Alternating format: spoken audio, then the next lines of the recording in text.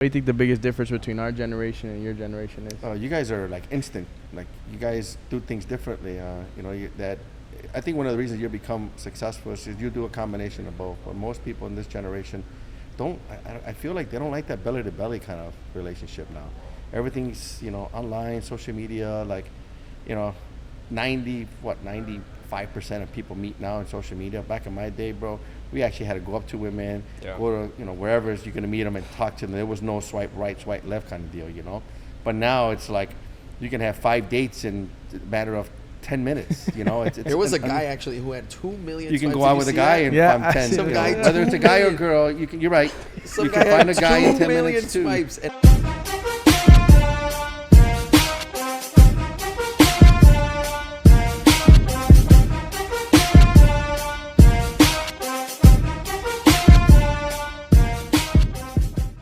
What's up, everybody? It's your boy Justin Rodriguez, your favorite lender here in Neighborhood Loans, and we're back to back in the #1 scene, and you know where we're at right now, so you know who's involved in this podcast. Again, Dwight is back.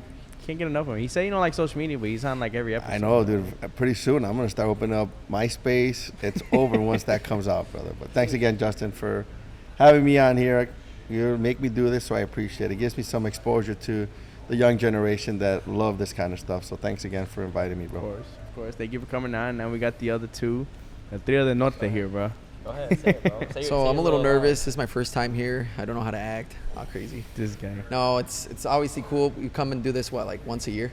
I say annually. I would say It's an about annual annually. thing? Yeah. So, and this is their annual review, Right. and I'm gonna lay into them a little bit, but we're gonna let them speak their mind right Little now. My hair's annual different. reflection. Yeah, there you My hair's go. different. You lost your Oh hair. yeah, that's right. You I got lost short hair 5 now. pounds. Okay.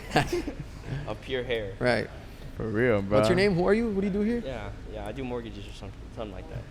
Yeah, but Angel, thank you for coming out. Thank you, bro.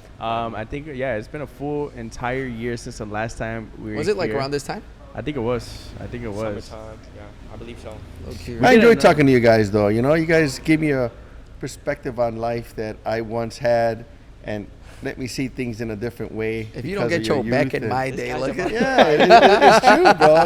You This guy's been start picking at you start looking back at your life and my life when I was your age, and I see the way you guys are living yours, and if I would have made some right decisions, again, I'm happy where my life has turned out and the decisions I've made, but having someone to guide me through some challenges probably would have made it a lot easier, but being around you guys kind of reminds me of myself when I was younger, so I try to give you as much advice and mentorship as I possibly can. So What do you think the biggest difference between our generation and your generation is? you guys are like instant. Like you guys do things differently. That I think one of the reasons you become successful is you do a combination of both. But most people in this generation don't. I feel like they don't like that belly to belly kind of relationship now. Everything's online, social media. Like 95% of people meet now on social media. Back in my day, bro, we actually had to go up to women, go to wherever you're gonna meet them and talk to them. There was no swipe right, swipe left kind of deal, But now it's like you can have 5 dates in a matter of 10 minutes. There was a guy actually who had 2 million. You can swipes. go out Did with you a see guy that? in Yeah, 10. Some guy Whether it's a guy or a 2 girl, you're right. Some you guy can find a had guy in 2 10 million minutes too. swipes and only got 1 date. That is true. 2 million. I seen that. You must be pop, bro. Yeah, that's why you got 2 million. You need to change your pictures. Something change the I think you're algorithm. spending bio. that much time on But I want to Tinder or ask Dwight whatever. a question. And this is a serious question. At what age did you mentally say, "I can't wait till I'm old enough to say"? Back in my day, because you say that with your chest out, I don't know. What was the turning point? Right? I think the turning point, honestly, was when you joined. I think that when you joined, Damn. you gave me a perspective on the industry that I was unexperienced to, and I was blinded to because I didn't have that. I didn't have someone that was close enough to me that I can see where the generation and how the industry was moving and where the lead generation was coming from. I knew people in the industry that use social media, but not to the extent of you. I think you're the first person at our company that started doing these TikTok videos. We used to make fun of you at the time, remember?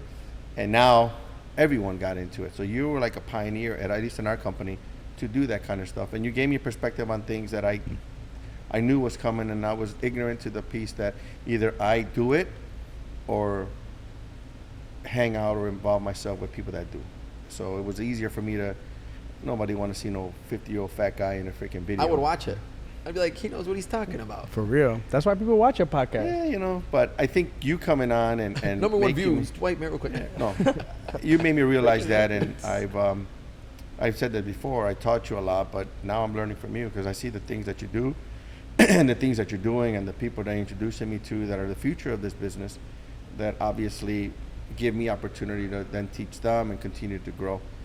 It's hard to teach an old dog new tricks. You know, as much as you want to think that you can do it the same, you just can't.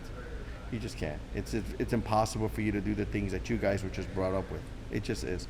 And as much as we try, I see the old guys trying to do it, and I'm looking at them. I'm like, bro, this is not you. You know, but at least they're trying. You can't knock them for trying. You know, Right. I don't even have the guts to do it. Not because I think I can't do it.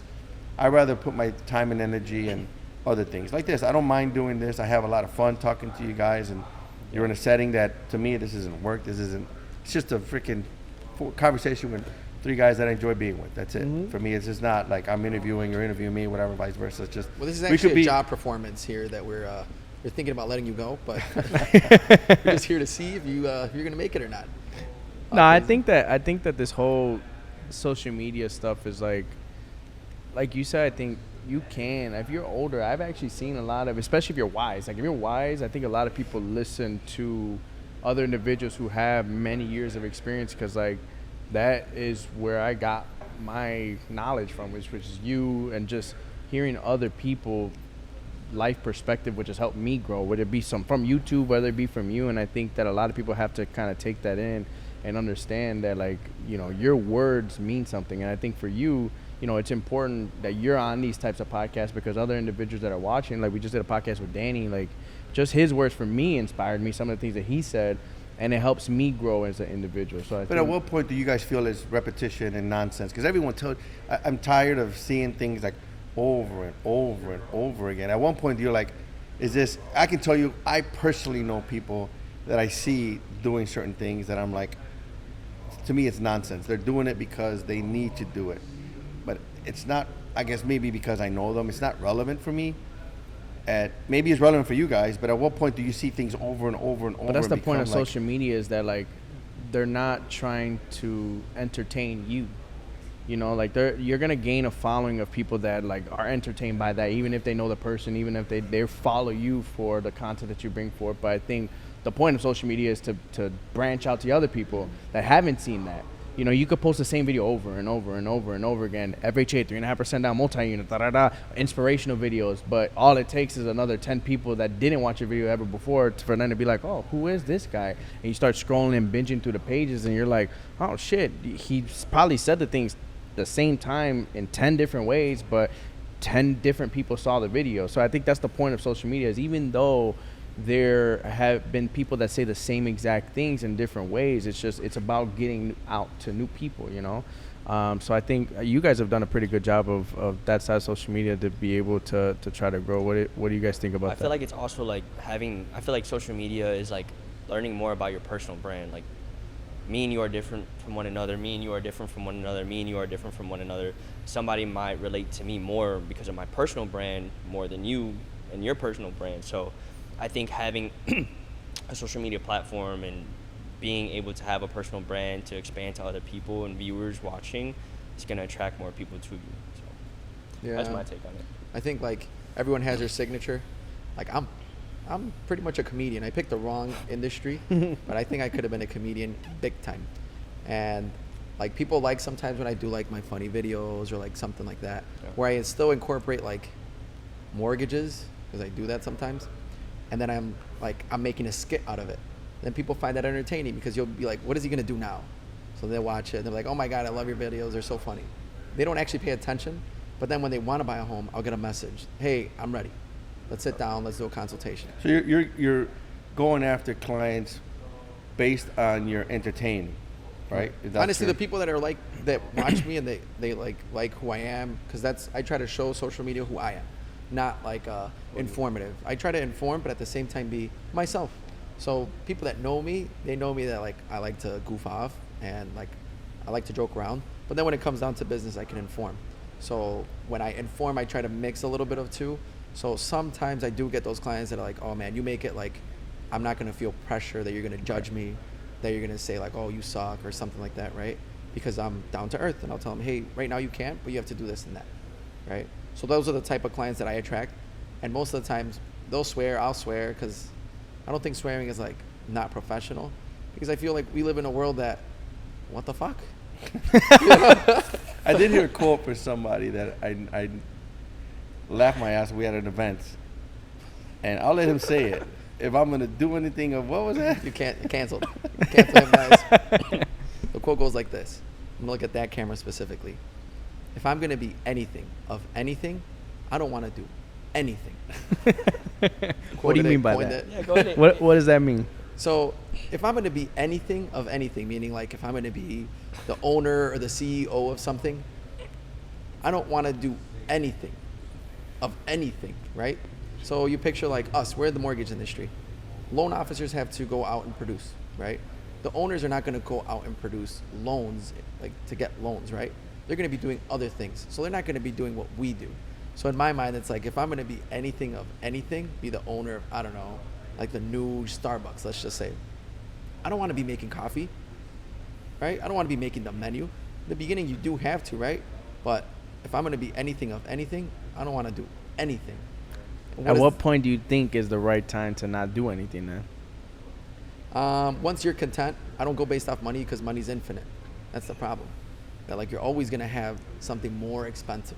And then they're going to be like, oh, they made this hyper car, or this hyper watch, or some people like to buy pens. And there's some pens that could go from $1 or like cents. So then there's pens that I've seen that could go up to 30, 40, 100,000. Yeah, the reason he's saying that because obviously there's two things, vices. Not saying any names, obviously. Yeah, I have a couple of bad vices. Obviously, tequila, cigars, and one of the most expensive vices I have is watches and pens. And I remember one event I took Marcos, and it was a nice place. We'll go down this, looks like a speakeasy kind of thing. It's really Lazy nice. Bird in West Loop. And they have this pen event, and these kind of pens, people are grabbing them with their white gloves and all that. And Marcos goes in there and he's like, he has no idea what these pens actually cost, right? And all the poor pens were on this side, and when I say poor, it's a couple $1,000, right? That's when I say poor. We go to the ones that are in a glass case, whatever, and let me see this one, and they show it to us, and he said, how much is this pen? $32,000 for a pen. He looked at me like, who in their right mind would spend this kind of money? But again, it goes back to... Didn't some guy buy one right then on the... There was like a guy walks in. Oh, not bad. He's like, I don't have that one yet. And Dwight was like, that's the one I want. But it goes to show you said something that I've always, I use to this day now, that you actually taught me. Your network is your net worth, right? And we're in a room full of very high net worth people that go into these... You're not going to go to a Bentley dealership and guy is, he's not making some serious money, right? So people in this room were high net worth people, and you can already tell. It's a whole different level of an event. They had a magician in there. It was pretty really, cool really too. nice. Oh, yeah, That goes really, to really show nice. you like the personal brand, like the branding. The Just branding. the name of it just. Yep. Mont Blanc. And it gives you that who you're gonna surround yourself with is really what you're gonna what your future is gonna be. My dad always taught me, you hang around with losers, you're gonna be a loser, right? So that's just reality. Dime con quién andas, te digo que quién eres. That was his main from the day I learned. My dad was very strict on who I hung out with. I grew up in bad neighborhoods, so the only people I hung out with at the time were gangbangers. So it was tough for him to keep me away from that. But I look as an adult now. Gang were you about to be a part of? I was very religious back in the day. What do you think? Would you make an argument that your network is more important than money? It depends. I think I learned something from Marcos. I think when we first met him, he said, I don't chase money, I chase a lifestyle. So I think that a lot of people have are blinded by money because that's the only thing they know how to make. They don't know how to make happiness, right? And I think that money is, people need money, right? It's impossible to live life without money, but that's the means to something else. And one of the things, I know we talked earlier today before we got started was the quotes, And my quote is, I read something that is to not travel is to only read the first page of a book. And it's so true. I took my kids for the first time to Disney World, stayed at a really nice hotel, gave them an experience that I never had the opportunity to experience when I was young, gave it to them, and they were like in awe. We stayed at 2 hotels, one with the animals running around all crazy, and another one, kind of what Tony Reno gives us the experience at Leaders Club. So they had a chance to see 2 different perspectives on where to stay, and they were in awe to this day. They're talking about it. And it was a good experience to give them. And I realized, I'm like, hey, you know what? I need to do more traveling with my family. So now I'm going to try to do 1 a year at least, go to somewhere where I've never been and take my family and give them that experience. Because it's true. I mean, the world is a beautiful place. So if you don't travel, at least experience some of these beautiful places that the world, that God has given us. It's true. It's like reading 1 page in a book. You have to travel. You have to do what you can to, and if you don't have the means to do it, we go every year to Cedar Point, bro. It's a 5-hour drive, and it's beautiful. We have a great time. It's inexpensive. It's a 5-hour drive, so you don't need to have a lot of money to experience the world or anywhere else outside of where you live. And that's one of the things when you talked about quotes is that I remember when you said it, to kind of use that and try to travel more with my family and experience the world. The owner of the UFC, Dana White, he had similar to that quote. He was talking about, they were asking him what drives you and all the stuff that usually they talk about in interviews. Yep. And he was like, kind of similar to your concept. He's like, at this point, money's infinite. I really give a fuck about money. Right. The only thing that I care about now is how my kids view me as a dad. I want my kids to say I'm a great fucking dad. That's all I care about. He's like, the use of money should be used for memories, which is kind of exactly what you're saying, because ultimately, when everything's said and done, right? Right, everything's said and done, at the end of the day, your kids are not going to talk about how late you were working or, how much money you actually accrued. It's like, okay, remember the times we went to Cedar Point? Remember the times that, we went on the fishing Mexico trip? Like those are the things that long term are going to kind of leave an impact on yourself, but on your kids. And I think your true success is going to lie within the next generation that you bring forth, which is going to be, if you have kids, your kids, or if you're a leader within your industry, is the people that you're bringing up. I think you did a great job of that. It's still a work in process. I mean, I know I told you from day one, and we're going to lay into you a little bit right now. Marcos, you're the most talented person I've ever met as far as personality is concerned. Your work ethic is not what I like it to be. Because but that makes your personality. That's your personality. You've had deep conversations with me regarding your future and where you want it to be. Right over there at like 2 a.m. It was wasted. and I respect the fact that you value time and value, but I think you have commitment issues, I think you have, if you noticed about your life, and I realized that after we talked, is that you have, like, if you look at your life, and I don't know where a turning point, each chapter is like I don't know if you get bored, if you get tired, or you get scared. I don't know what it is. And I'm not a psychiatrist, but I'm going to dig into that brain now that you don't have less hair and figure out what it is that you feel like you have to divert yourself and you can find a career or whatever that is. And we talked about it that day. I happen to think mortgages is a great career. It's been great for me. But you think that something that you may not see long term. I disagree. I think you can make this career into long term and then add whatever else that you want to make you happy. To me, work is an unpleasant necessity. I like what I do, but would I like to be at the beach drinking a margarita or a pina colada and having a cigar? And share us that story about that guy on the trip. So I told Marcos this story. There's this guy that you're going to experience the fishing trip with me for the first time. I go to this really remote area, and we bounce around. We go to Baja, California, Mexico, and we go from town to town. Some towns are a little more advanced. We've gone as far as Cabos, where it's, obviously like Cancun, you can resorts, all that kind of stuff. So it's really nice. To Bahia, which is a very remote city in Mexico, Baja, where it's like town runs on generators. It's evolved over the years, but I take certain things for granted there. I can see blue whales mating. I can, people go their whole life trying to swim with whale sharks, which we'll do. It's an amazing experience to see these animals, and you could just swim with them, and they're so docile, they're friendly, but just to be in the water with them and swimming you can't touch them, but swimming next to them and just being in their surrounding and their atmosphere, I just can't explain it. The feeling, and people I read, they go through their whole lifetime trying to do that, and they never get the experience to do that, and we take it for granted. Hey, let's go swim with whale sharks today. Okay, let's go. We've already done it, so we don't do it all the time. But I met this guy. He spoke English. He was one of our guides, and we're talking to him, so we got along with him very well.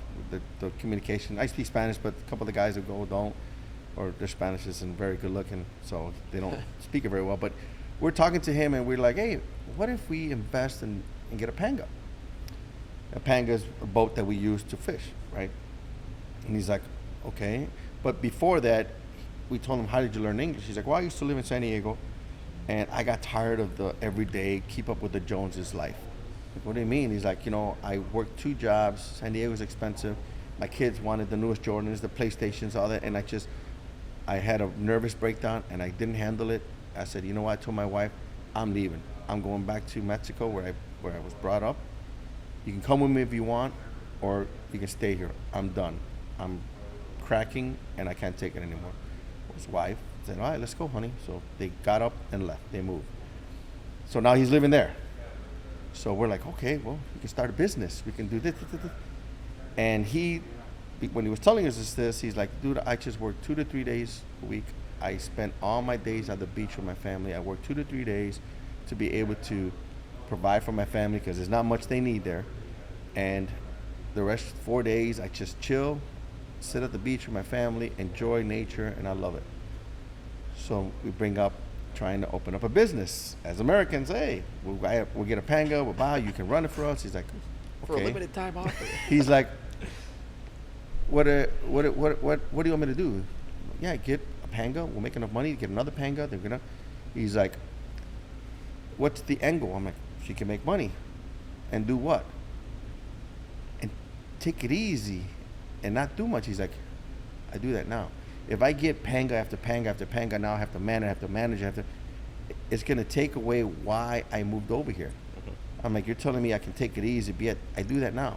I work 2 to 3 days, and I don't have to worry about anything. I can sit at the beach with my family and not worry about it. You want me to do the exact same thing that I got away from doing. This is what makes me happy. Working doesn't make me happy. This is what makes you happy. And I'm like, shit. Again, you talk about what makes you happy. He found his true happiness.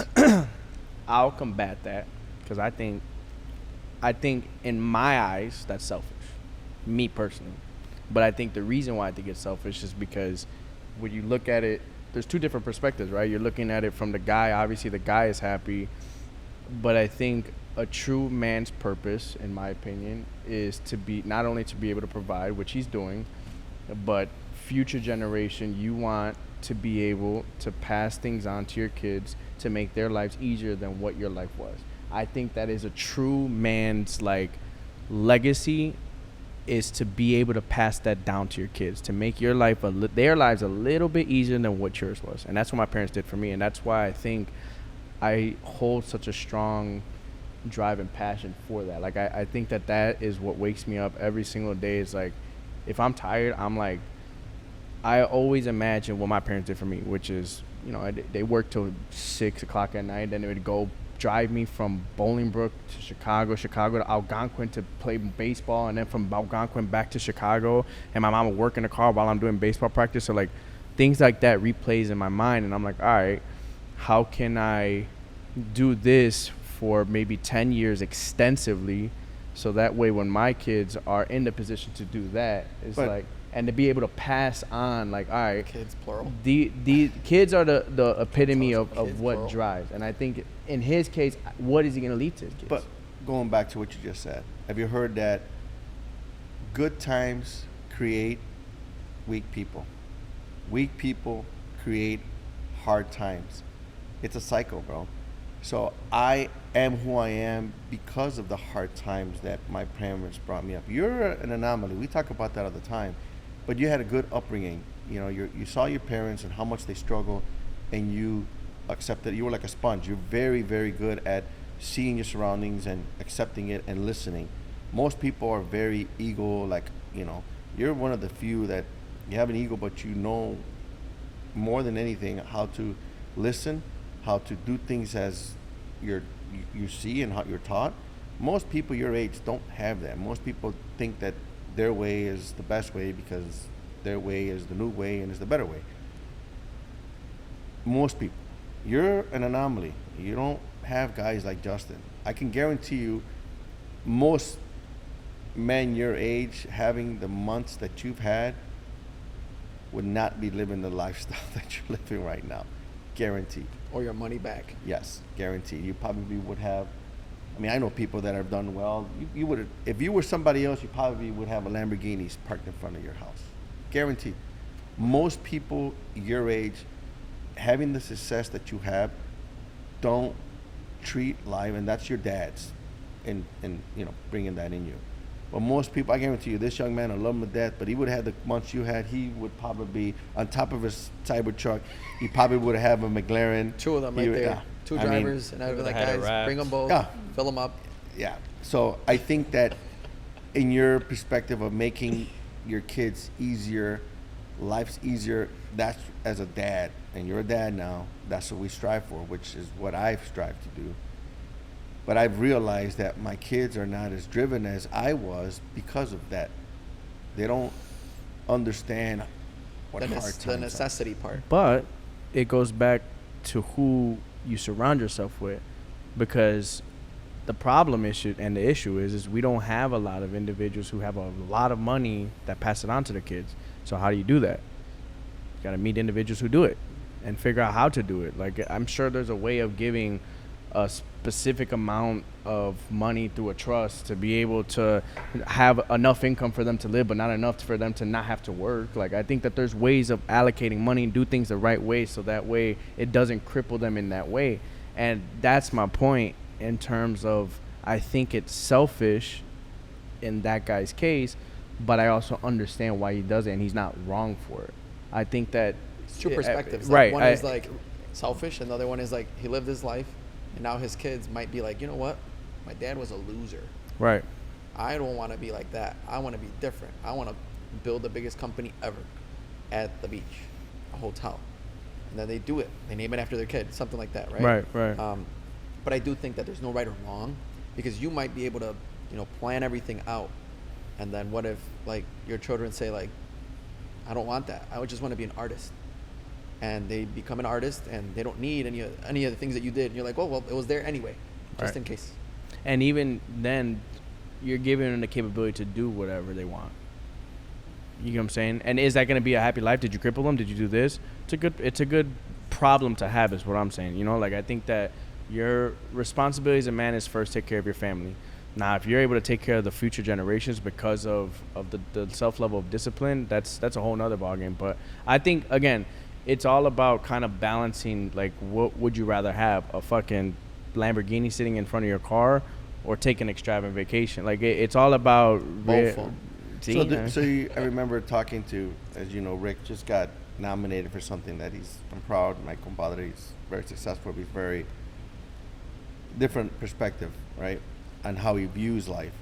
And I remember him being in this podcast, and he said something that, you know, we talked about. So do you believe in living a simple life to having others simply live? yes, but I believe my family comes first. So I think my family has to simply live, and then everybody else can eat. In my personal opinion, I think that is my sole duty as a man. Is my That's family. selfish. You can. No, I mean, you could call what you, and I think the other guy's selfish. Some other guy might say I'm selfish, which is all. That's why life is all about perspective. But I think that in my personal opinion, I think, especially if you have a family, your sole purpose as a man is that. And you guys just, obviously your daughter's what, a year and a half now? No. You had a daughter, your life completely changed, Yeah. right? And have you accomplished what you wanted to accomplish, you would say, at this age? Not yet. No. Not Did you yet. plan? I mean, obviously, I don't think your life has been planned out the way you, but you don't regret? I don't think in life I have any regrets.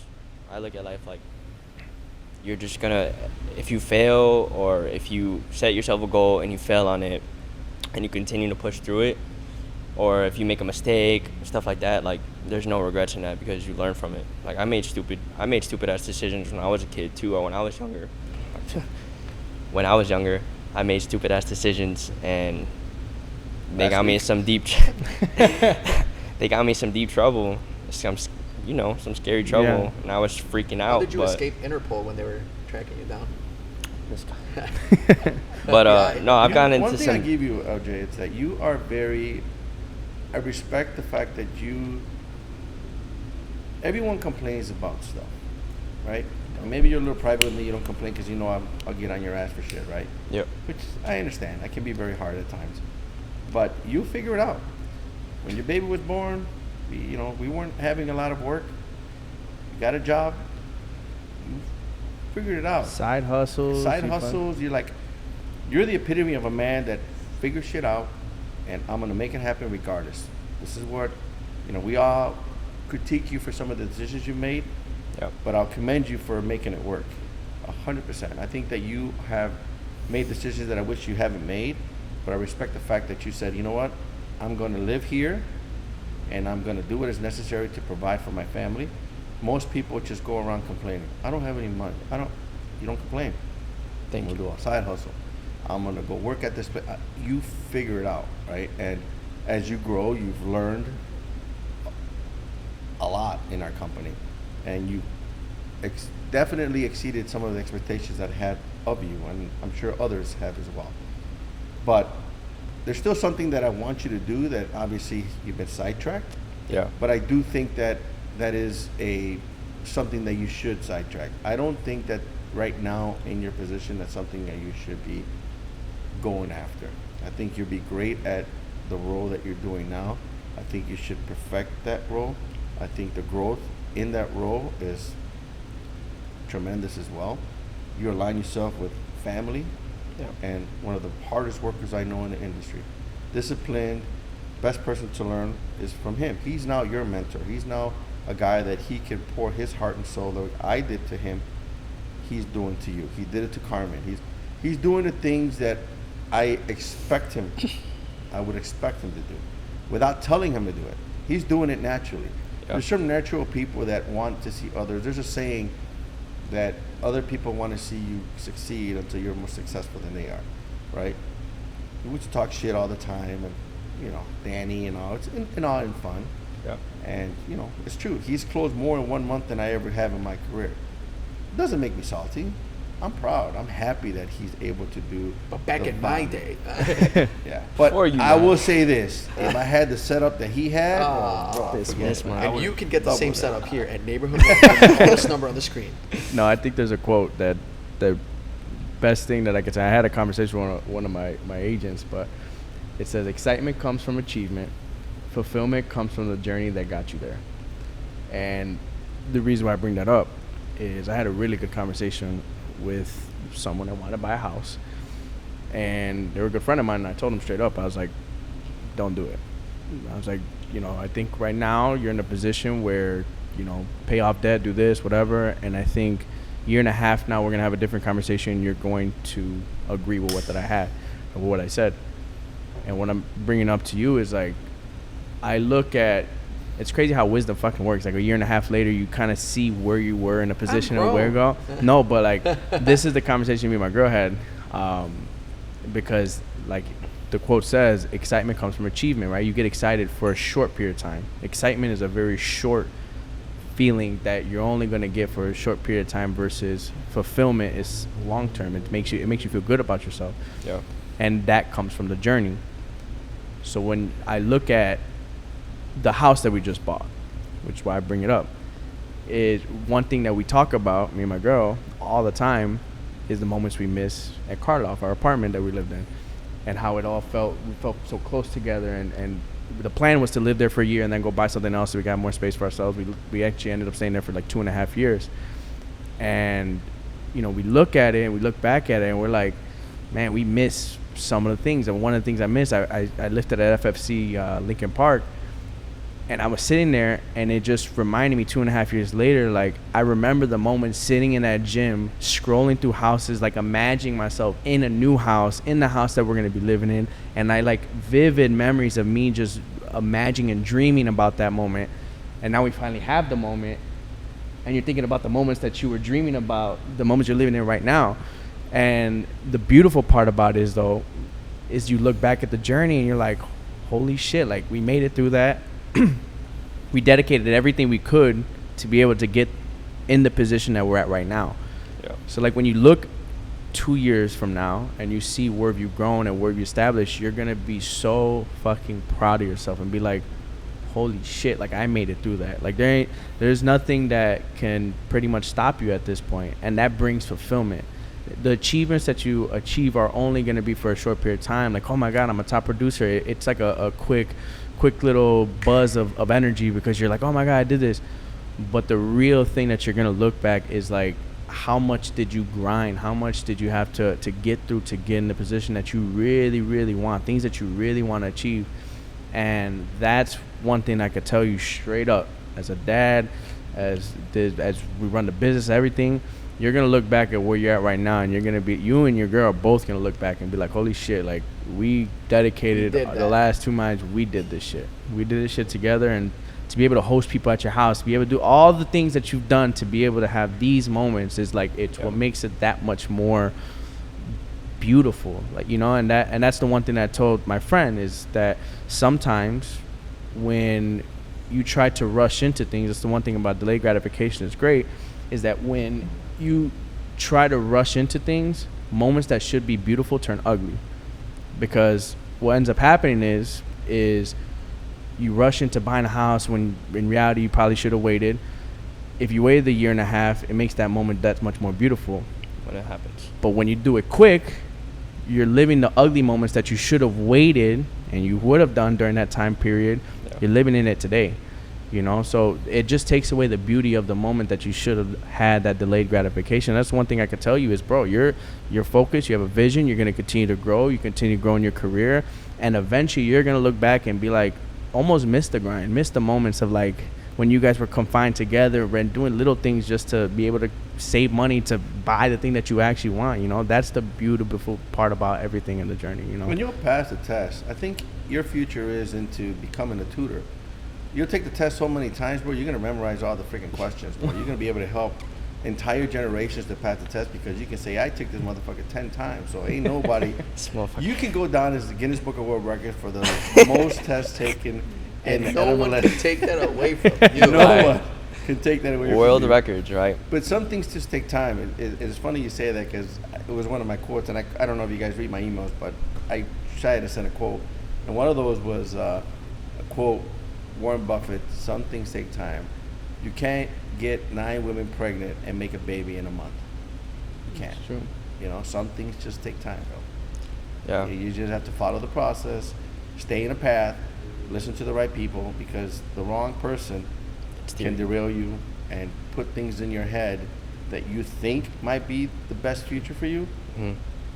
And it's trust. You have to trust the process. You have to trust the people that you know, I think you have this TTP, trust the process, but you do need to surround yourself with the right people because not everyone has the right intentions for you. Exactly. Everyone's going to try to tell you things that at the end of the day are not the best things for you, you know? Because I'll speak about what I went through, right? So when I bought my first building, it was probably like, not the worst time, but it was just a lot of investment for my short age, you could say, right? I was getting a phone call. Because I bought a building where it was 4 units, and it had 2 squatters living in it, and then one person wasn't paying. And I saw through all that, rat infested, it had roaches, it was just bad. But I'm like, it's great, right? And at the time, I didn't realize how much of energy and like stress it would bring. I was like, how bad can it be? I was 23 at the time. I had like And you don't deal with 25,000. stress very well, bro. No, I don't. I Ponzi it off real quick. I'm like, hey, stress, give it to someone that will do it better than me, right? I delegate a lot. And my mom will tell me, like, you got your buildings too quick. She's like, I feel like you should have done that when you were like older, when you were just like a retired man who wants to just maintain your properties. He's like, not that you did a bad move because it's really good, but you bought the buildings, you had to put a lot of money, you got in debt. For like the first 3-4 years, I was in debt a lot. But I saw it as like, well, it's gonna pay off. I'm not looking to spend money on like luxury stuff because I could have gone on trips and stuff like that. But I did the sacrifice. So now looking at it, I'm like, well, thank God I did that, right? Now I'm on the other side where I'm like, now I'm receiving rents, everything is good, right? But in the beginning, yeah, it sucks because you're like, fuck, should I have just waited? If I would have waited, I would have saved more money, so then I could have just paid and not been like stressing on it, right? I did that. When I purchased a property a year later, I switched careers. I went from making like 140 that was secure, and I would have probably made that again, and the car business was booming at the time.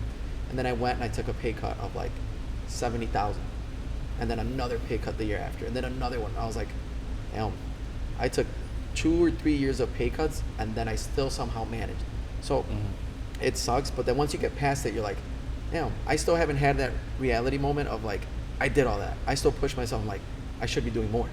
And then you came to neighborhood loans and you're back up where you were. Right. But my thing is like, I always push myself more. I'm never satisfied.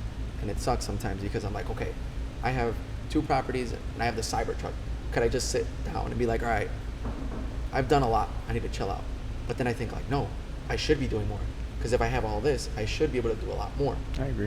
And that's where my mind goes sometimes. Oh, my mind is always You guys are young, man. What, 26? 21? 22. 27? How old are you, Marcos? 27? I'm 29. Bro, you guys are young. I'm 50, and I didn't have nearly a quarter of what you guys have now. At all. So you guys should be very proud of what you guys have right now, what you guys have accomplished. I think it's social media. It's true. Social media You will see show you some like some fucking kid 22-year-olds, you're like fucking with $1 million. I Like, just what the made fuck? $2.2 million this year, and I touch- can show you how if you click the link in my bio To- today. But if you think about it, it's crazy how this is something that I realized time opens your eyes. Like, the more time you have, it gives you so much different perspective. And obviously, that's why I love hearing from you and my parents and anybody that's older, because ultimately they have seen people like us who fucked up. They've seen themselves, what they've gone through. They've seen so many different lives that it just really opens your eyes to what the truth of life is. And I think you're never gonna find the truth, because I'll be honest, I'm the same thing, bro. Like, you buy 2 properties, you do this, da da da. You're like, okay, what's next? You know, like, it's the one thing I hate about sales is that you're only as good as your last month.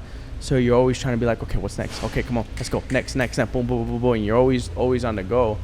And I did have the story that I was telling you guys. I'll put it up right now. This story, every time I read this, it like gets me all fucking emotional. But this story right here, it's about a mom who's 85 years old, and she wakes up 35. So obviously she's already old now, but she's like, I'm 85 years old, and somehow I woke up in my 36-year-old body. Just for one day, this time I knew what to treasure. I hear a tiny voice before I open my eyes. Mama, wake up. I blink. He's standing there, bedhead, pajama, pants too short, my little boy. He's small again. He climbs into my bed, laughing. He wraps his arm around my neck. I used to check the clock. I used to rush in the morning, but not today. Today, I hold him, tight, long, and deep. I walk in the mirror, no gray hair, no wrinkles, no aches in my knees, just tired. 36, but strong. I whisper, you didn't know how radiant you were, but you were. My husband's in the kitchen making coffee. He smiles when he sees me. Younger, softer, so familiar. I wrap my arms around him. This time, I don't let go quickly. We used to rush past each other. Today, I hold him close and whisper, thank you. The kitchen floor is sticky, Legos under my foot, socks on the counter. I used to sigh. Feel behind, get frustrated. But now, I stand still and I soak it all in. My little son chatters all through breakfast. Stories about superheroes, questions about monsters. This time, I listen. Really listen. No phone, no distractions, just him. And his beautiful, curious voice. In the car, he sings loudly, kicks the seat, spills his snacks. I used to snap, but now I smile and enjoy the moment because one day the seat will be empty and I'll miss the noise. In the evening, I pick up the phone and I hear my mom's voice. Tears fill my eyes because I said a word. I forget how much comfort lives in her voice. We talked about nothing, the weather, what she's cooking, but it means everything. I tell her I love her again and again and I don't want to hang up. At bedtime, I didn't rush. He picks his favorite superhero book, the one I've read hundreds of times. Tonight, I read every single word slowly. And then he asks, one more? He nods. I don't want this night to end. He whispered, you're the best mom. I hold his hand, kiss his soft cheek, whisper how proud I am. His lashes flutter, his chest rises and falls, and I just watch, soaking it in. Tomorrow, I'll be 85 again, and he'll be grown.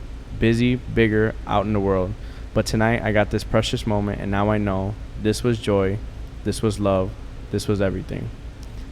And like, Dude, you make me fucking cry, bro. I swear to fucking God, bro. That's Call my mom right now. Turn this off. bro. Like every That's time crazy, I hear bro. that, it brings you back to reality of it because it's like 'Cause that. you've been there, and you're like, maybe with your daughter. Yeah, and you're on the dude, phone. 100%, And you're bro. like, hold on. But then you're like, wait, why hold on? Or she's crying at night, you're sleeping, never see and then her you're that thinking age about again. it. Yeah. Like I Ever look again. at This it, won't and happen my again. uncle taught me with one simple phrase. He's like, look at this. You'll never see that moment ever again. You'll never be that age. You'll never. I'm like, I was like 10. I was like, it stopped me. I was like, well, that's true. I'll never be able to go back 5 seconds ago. Everything is forward. So it's tough to understand that because you're like, you can't do anything. And that's one thing that I value, time, because you can never get it back. You Yeah. can never go back in time. You can't see your kid be 10 anymore. He's gonna be older, right? I can never see my mom. My mom is young. She's 36, guys. And then people are like, how does that make sense? You're what, 29? So my mom right now, she's at that age where I'm like, my father passed away when I was 23. And I'm like, would it be cool to talk to him? Yes. But I have my mom. And sometimes I don't even call my mom the whole day. It's been like 2 days and I don't call her. And I just think like, oh, like, whatever, right? And Dwight and I, like, we like link up on that because it's like, oh, I haven't called my mom. And we look at it like, oh, we got to call my mom. But then I think of moments like that and I'm like, wait, I haven't called my mom. Why haven't I? What's my excuse? What could I be doing that's so important? And I call her and we talk about, not the weather, but like, how are you? How's everyone? How's blah, blah, blah. And it's those moments that I'm like, those are the moments that if I get older and I happen to live at a certain age and she's no longer here, I would be like, I did that. I used to talk to her. Right. But if you don't do it, you'll live in that regret like, damn, I never did. Right? So it's important to reflect, right? Do you guys catch yourself reflecting? 100%. I do that shit every Oh, fucking day. I'm at that age. My parents are a lot older. His grandmother, obviously. And yeah, I'm guilty of getting. And it's not. I can have excuses, time, whatever. Yeah, sometimes I just forget, and it's unfortunate that my parents are older and life. No one lives forever, so I have to get better at that. I know I do, especially with my mom. She's very needy, and I get it. You know, I right now my kids are younger, but you know, life is cyclical. Everything, the same thing you do with your parents, are the same thing that your kids are going to do with you. Mm-hmm. So for me, yes, it's a slap in the face of, you know, take your parents, don't take it for granted. They did everything. I am who I am because of them. And I used to be a little more, you know, and my mom especially, but I've learned to kind of, she calls me whenever she needs something, and I used to snap at her all the time. No, I'm just like, oh, what do you need? Okay, mom, here you go. Oh, mom, okay, here you go. It's something I've changed over the last probably 4 or 5 months, and I'm not going to change who she is. I don't like the fact that she calls me when she needs something. She expects me to call her all the time, but I'm like, hey, it's a two-way street here. Mm-hmm. But it's true. I'm the son. It's my obligation to stay in touch with my parents and my mom. and they're local. It's not like, some parents are away, live Different states, there, different countries. different countries. And I'm blessed to have them there. And, I know she's helped my sister a lot with you guys. And the people that I can always depend on is them. If I have a problem, they're the first people I call, and I know my mom will bend over backwards for me. I'm her son. I know that she'll do anything for me. And I should definitely reciprocate. I should show her more love. And after today, I'm going to call her as soon as we get out. After that story, man. Let's all say like one thing that we're gonna do. What would you do different after today? I would say that I have the same thing with my mom too. She just closed on the house, and like she just moved back from Florida, so being distant away, I was used to, okay, I'll call her when I first moved over here, it was calling her every day, and then it started moving on to 2 days, and sometimes before she moved back, it was actually times like I wouldn't talk to her 2 weeks. And it's like how you said, like you never know when you're, somebody's here today and gone tomorrow. Like, time is the most expensive luxury in the world. It's something you spend and don't get back. You don't know how much more you have left. So one of the things I didn't do when I was younger, and I hated it, despised it, was taking pictures. I hated taking pictures, dude. Even Now at you're my doing wedding. podcasts. Yeah, now we're doing podcasts, right? But ever since I realized that it is kind of, when they did that whole thing at the whatever, when I turned 50, and Delilah and Espy and all the girls in the office did that whole thing in the back, and it was really nice. I left them there. And I go in there once in a while and look, and it just brings back memories of the time that was there, especially my grandmother just passed away. I look and see, and I just reminisce about all the times because I lived in Mexico my first, when I was young. So she took care of me. So I still remember all that stuff, and it's because of the pictures that are up there that I tend to kind of go back to those times, and she's not here anymore, right? So yeah, you take certain things for granted, and first thing I'm going to do after we get out of this podcast is call my mom. I know, Call me my too, mama but too. no, I agree. I think that's really important, and I evaluate myself every day. Like that, little things like that. It's like you come home, you might be super tired, and you might be like, okay, one more phone call. Someone calls you, okay, we'll pick up one more text that I got to respond to. And it's just be like vigilant of that. Like just really see what you're doing when you're coming home. Are you really there? Are you really mentally present? Taking the time to like decompress when you're driving home, to be like, all right, bro, like this is your time. You're investing off, right. Family You're investing in your business. You got to invest in your family. You got to turn it off and go back in. And that's the hard thing. And I think that, I'm a very driven person. I'm the most probably motivated person that I would hope, or that I know. And when I get to that point, it's like that's why I get so emotional when I listen to that. It's because of that. I recognize that there's some days where I'm not fully there. I'm not fully present.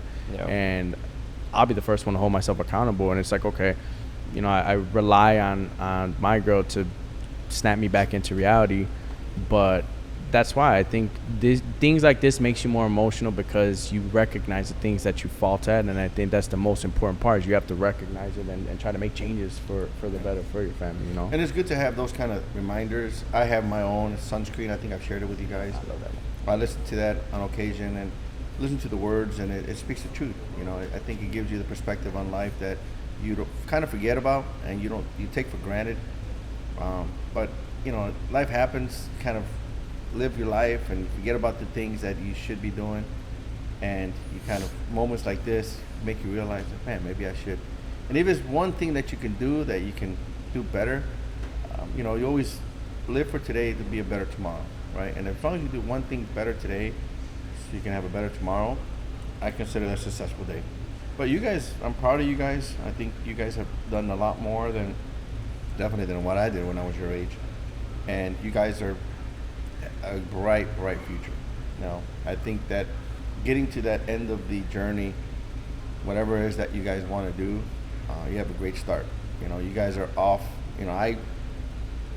I like to think my journey as I was on a big wheel when I did my journey. You guys are on a freaking car, bro. I think you guys are way ahead of what most people your age.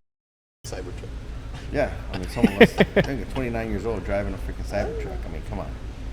So I think my upbringing was tough, but I like to think that I did well growing up and getting older, but never to the point that you guys are at right now. I didn't live on my own when I was 21 years old. I didn't move out when I was 18 to a different state with my aunt, just start life over. You have a lot more guts than I had, definitely, and that's your personality. That shows character, bro. That shows things that you've done that I didn't have the guts to do or the balls to do it. And that alone, right then and there, tells me a lot about who you are and where you're gonna go. You just took a little side tour, but there's no doubt that you're gonna accomplish everything that you want. Except that your journey now is kind of curved and a little bit longer. Yeah, it's been a little bit longer. You took the bumpy road, but that's gonna teach you things that Give them better suspension. It's gonna what? Give him better suspension. Yes, you're gonna learn how to be a better man, be a person, and your career is, it's as bright as you want it to be. You're I can repeat myself. You're with a good team. Now it's a focus. Like now you need to stay focused and goal driven, right? You need to focus on what you do best and put goals. One thing I learned about Tony Reno is write down your goals. We went to an event, and as funny as you may say, put what you want to make. Remember? I still got it in my wallet. Yeah. And if you don't write stuff down of your goals that you want to hit at the beginning of the year, this is what I want to do. Whether it's travel, whatever it is, whether it's money, whether it's whatever it is that you want to do. It's like, I know you guys use Waze or whatever the hell, but back in my day, you had to get let's label this back in my day. Right. You had to get a map and figure out where you're gonna go. You guys still don't know. If I tell you 7200 north, and you guys, what? Which baffles my mind, right? But Where is? but you guys are. The technology has made you guys dumb, which is fine, because you don't need it. You don't need to know. We were having a conversation here with Danny last week, and one of the things he showed me and told us was that ChatGPT, how someone, mind you, my bio is 9 years old. Someone, ChatGPT, something about Their loan scenario. A loan So scenario. they went in ChatGPT. They put their literally everything, their DTI, debt, all that stuff. I think I need down payment assistance. I got denied by a bank. Who do you recommend? And they put ChatGPT spit out Danny Lopez. This guy, based on, they put his description, his bio, on how he's the best problem Chief solver. Problem solver. He's the that was best his- person for your He scenario. tweaked it, guys. You can hack it. Oh, crazy. Nah. Shout out to Danny. No, but it's Yes. cool. I've gotten a referral from ChatGPT too, so it's Yeah. the future, it's the wave, and I think that that is definitely gonna make us more relying on technology. But I think that's. I feel like if we already master do. it. Yeah. This right here, if it goes south, no social media, no phone calls. Bro, how many numbers do you know by memory? Me, 5. Your mom? My mom, my brother, my cousin, my other brother, and my other cousin. 6. You don't have my number memorized? Oh, it's Do you know speed my dial number? number 2. I have them as an emergency I contact. don't know yours neither. I don't know anybody's number here. I only know my mom and my dad. I know. Shit, y'all better than me. The If you only, guys the wanna only number I remember know someone's is number, my just own. don't save it. Shit, I'm bad. Just don't save it. Like, that's how I remembered my cousins. I wouldn't save it because I'm like, just in case they get stranded, they don't know where they're at. I don't know why I thought that, but I just left them without saving. So now I remember it like by heart, like, and it's done. They I changed know their yours numbers. starts with 224. That's the only thing I know. Algonquin, baby, represent. Never been there. No. But I don't know why they gave me Algonquin. And I call people, they're like, oh, we saw this number from Algonquin. We're not answering. I was like, I don't blame you. I didn't pick it. It's just what I got. It's just what you got. 224. Let me ask you guys something. What would you do now? We're going back to work. We'll start with Marcos. What would you do if you had to change something in neighborhood loans to make your job easier, better, technology? Let's not talk about rates. Let's not, I think we'll pay more, Pricing. but whatever. We're not talking about pay. But what is it that you would change in neighborhood loans or add to neighborhood loans that would excel in your career right now? Realistically, I think, and obviously this is going to sound biased, but I do think that neighborhood loans gives you all the tools that you need. The problem is, are you actually going to do it, right? So we have a social media department that pretty much was able to do this, right? We have so many resources. Someone else came into the company and they were like, oh my God, I have so many resources that it's almost, what was the word, like alarming, that you get stuck. You don't know who to go to because there's so many resources. I think that the company does a good job with giving you the resources. I think that one thing I guess would be something to implement would be how to use it, like a how-to, but someone that's personalized, because we're so used to reading stuff and Google and YouTube videos. If there could be one person to say, hey, look, these are the people that you need to talk to based on this scenario, this scenario, this scenario, I think it would make it easier.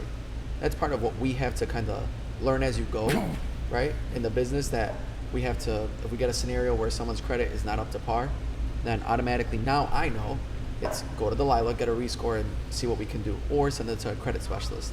When before, when I had just started, I'm like, well, who does this? Who do I go to? Or like if I can't get an approval through DU, who do I talk to so I can get DU approval to make sure that I'm getting a right approval? There's certain things that you can't like just go to everyone and ask that, because you know that there's one person that you think of right away, who do I go to for this problem? So I think something like that would be like a way to make it easier. Now I'm asking for like heaven, right, on earth, because then at that point, what do you have to do? But you have it, you just don't know where to, as a beginner. As a beginner. Okay. That's Right. one thing that I would say I it would can see change. But that. as of right now, year to date, I don't think there's anything that I could say, neighborhood loans doesn't do this, and because of that, it's making me not be able to be more successful. Because I would lie to myself. We have proof. He's sitting right here. We have proof that he has all the resources that I do, and yet he's able to do more. Why? Because he's more disciplined. He does more work. He works a lot more than I do, right? So I don't think it's what neighborhood loans could do. It's more or less what each person can do differently. So I don't think neighborhood loans has any like faults like that in terms of the systems. Realistically, I don't see it, because I I worked do at another agree. company. I do know what it agree. is.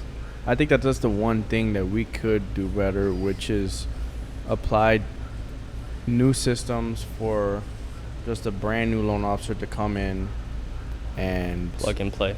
plug and play. I think we spend a lot of time on handholding and training, which is great, but God forbid you leave, then what? You know, like it's not. I think you guys opened my eyes to that, because we had a team dinner at my crib, and they're like, Justin, this is very manual. Like you have everybody doing stuff that, like, if that person leaves, like what the fuck? Like what are you gonna do? And I never thought of it like that. I'm like, well, yeah, you're right. Like I can't plug and play because I have very specific tasks that I have people doing. And I think if we had some sort of system to get new people that comes in, it will make it more friendly for new beginners to come in, at least an onboarding thing to help new loan officers, which I think we're really good at, but it's not plug and play. It's not something that if someone were to just kind of leave, you're on vacation, and a new loan officer onboarded, it is going to be more relying on other individuals, which takes them away from their job. You know what I'm saying? So I think that could be something, or some manual handbook or something to try to give Like a handbook people. or something like, hey, this is the department you talk to for this. If you can't get that, talk to this person. Because then most of the time, who are we gonna call if you're new? Depending on who brought you over, the person that brought you over or the manager, right? And you're a limited amount of time that we can talk to you because you got so many things going on. But if you assign different roles to different people, like, hey, this is specific for that, because we each know who we can talk to for specific purposes. Yeah. Something on blend, Delilah. Right? Like there's something with blend that I can't solve at the moment, I go to Delilah. Right? DU, I'll probably go to like Martina. Hey, I can't get this to run, what's going on? So I learned that through obviously trial and error. But if someone does come in and they can get like, hey, look, these are your contacts and these are the people you should talk to for each scenario, it makes it easier. That's it. I mean, this is us being like picky. No, I But like what to else hear can that, we 'cause ask for? Honestly, I try to set everyone's replaceable, right? I love to say that I'm not, but everyone is. So if I do get hit by a bus tomorrow, you think this Chicago North is going to fail? No. They Someone else- might. You pay the highest subscription here. I saw it. someone else will take their place, and it'll keep going. But yeah, I try to do things so that it is kind of plug and play. Like you don't need. I've always been like, I don't like it when. I could give you an example. I had a processor that put my back against the wall, and she kind of like, forced me to give her a raise, and I pretty much told her to kick rocks. Like, no, I don't like when I'm put in that position. and that's when SB came in. I think everything happens for a reason, but I vowed that never let that happen. I'm not gonna. I want to put things or people in place so that I don't have to be dependent on one specific person. Now, does that person make your job easier? Absolutely. If Delilah will leave tomorrow, are we going to crumble? No. Are we going to hurt? Absolutely. SB leave tomorrow, are we going to crumble? No, but it is going to be hard to get back to where we at without her. But we definitely have to improve on getting better plug and play thing. I do agree. But again, I love to hear that kind of stuff because that's one of the things that I would work on to improve on, so that way you guys do feel like it's a plug and play, and not just for you guys in general, because you guys have already been here. We're looking at other people that are coming right. in. Right. Like we had a new girl that started just last week or this week, and one of the things I will say is being involved, being in the office, being at least for the first couple of weeks. Once you get your feet wet, then you know who to go to and who to call, and doing the things that you just described. But yeah, I definitely will take that. But on the operations side, I guess you're seeing, because I just talked to two sales guys, right? And you're like in the between sales and operations. You're the manager of his team. So what would you say that can improve? I would say it's not even anything with systems. It's more of like a check-in, like how are you? Like more having like an accountability, like how you have calls with your salespeople saying like, hey, I haven't seen you in office, or hey, I haven't heard from you, like what's going on. I think more of that for operations as well, not even only sales, and more of that for sales as well, like hey, how are you? Is there anything I can assist you with? Is there any questions that you may have? Are you struggling with anything lately? How can I assist you, or to be your best guidance? Kind of like an accountability, not an accountability partner, but kind of like just how are you? Going through anything? Do you need anything? Do you need any help? So I think implementing that, and maybe I'm getting too personal or too about mental health, would you say? You're not a psychiatrist, but there to show people like, yes, you're here for the business, but it's more than that. You're like family. So like a check-in, I would say. Just having a monthly check-in, just, hey, how are you? How are you doing, bro? You good? You need anything? Any concerns, comments, questions you have? I'm here. Because you only get those concerns or those questions once numbers go down. Typically. Once numbers go down, when shit hits the fan. That, yeah. Would be a good. Right. You never know what somebody's going through until you invite them to that open space to talk about it. So that's just. That one's a what I tough would one, just say. because it's like you don't want to get too personal on a business level, but at the same time, it could be related to business. I would say there's like a fine line, yeah. Yeah. So I that's agree. what I would say. Good. Thank you. Good, bro. Well, thank you guys for today. Very crazy ass podcast, business, sir. personal life, a little bit of everything here. Perspective. I appreciate you guys for your guys' time. Any final remarks? Anything you guys want to add?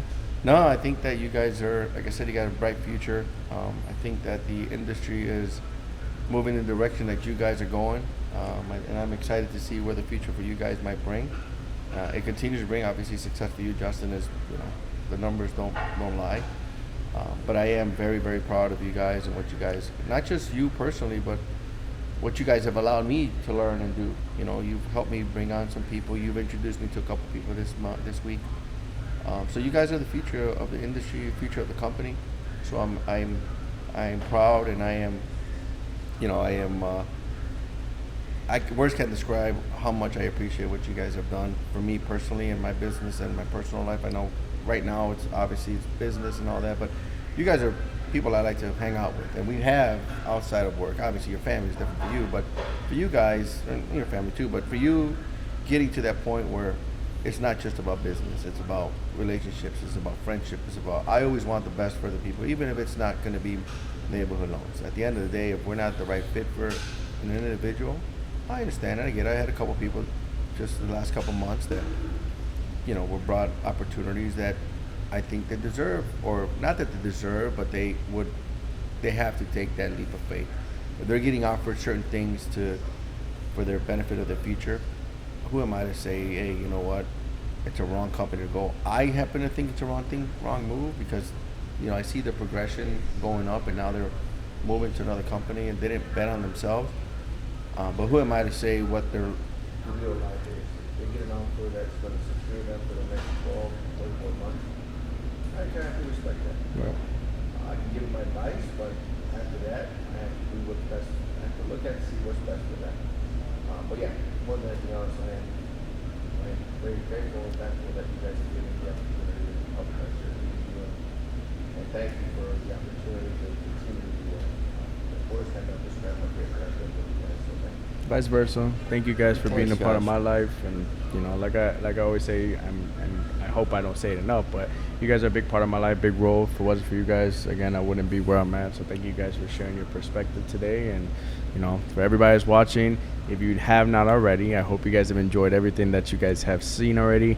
Make sure, number one, you've had your cafecito, like, subscribe, turn on your post notifications, and thank you guys for watching.